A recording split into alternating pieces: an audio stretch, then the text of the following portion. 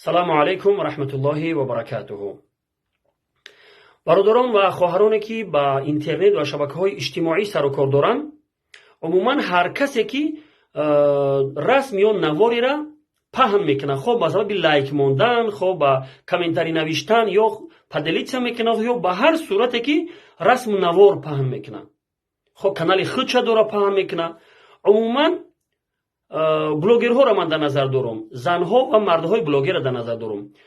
با همه شما دو سوال دارم. سوال یکم اینه که آیا شما میخواهی که در نامه اعمال شما بعد از مردنتون هم گناه ثبت شود؟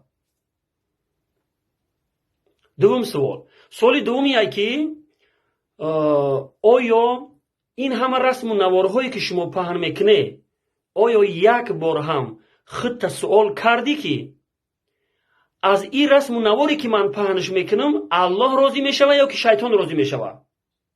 همین سوال را یک بار خودت بته. این دو سوال بود. امیدوار هستم که با فکر کردن در این دو سوال انسان به خود میبیاید. برای همین برادرها و خواهرهای بلاگر من گفتنی هستم که این همه رسم و نوارهایی که شما پهن میکنه بعد از مرگتون هم باقی میمونه. بعد از مرگ شما باقی میمونه. پس اگر این رسم و نوارهایی که شما پهن میکنه پند و نصیحت باشه، احکام و مسائل دینی باشه، کمک کردن به یک کمبغل و بیچاره باشه، خوشا به حال شما که بعد از مرگ هم در نامه اعمال شما نیکی نوشته میشود. و الا اگر خدای نخواسته این رسم و نوارهایی که شما پهن میکنه در او بی آبرو کردن دیگران باشه، دشنام و حقارت فحش باشه، زنان بی حجاب و نیم برهنه و لوچ باشه، العیاذ بالله، بعد از مرگ هم در نامه اعمال شما گناه ثبت میشود. همین را یگان بار شما فکر کرده یا که نه؟ این سخنها را من از پیش خودم نمیگم.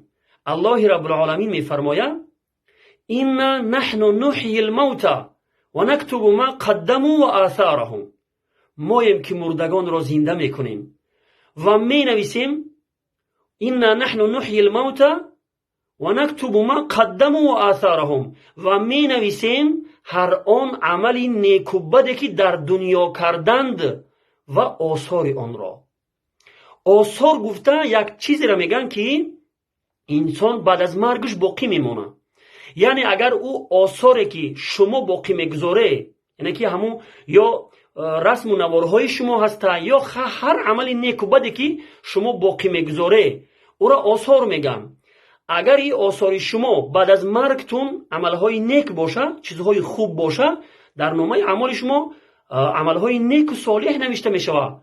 حالا اونکه طبق احادیث جناب رسول الله صلی الله علیه و سلم انسان وقتی که میمیره عمل نامه او قطع میشود، در او عمل نیک و بد نوشته نمیشود مگر اینکه گناهان جاریه و صدقه های جاریه نوشته میشود. این را خوب به یاد داشته باشه، مبادا بعد از مرگ شما هم در نامه اعمال شما گناه ثبت شود. العیاذ بالله.